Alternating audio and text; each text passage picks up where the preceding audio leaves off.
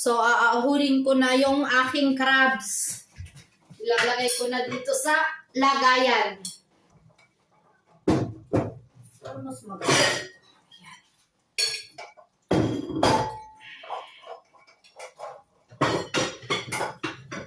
Ayan.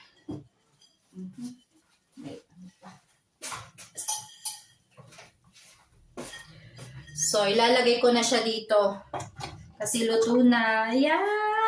Excited ako. Grabe, oh. Pulang-pula. So, wow. Init.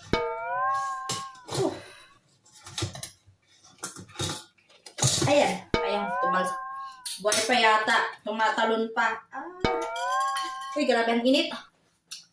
Ayan, oh. Wow. Sarap.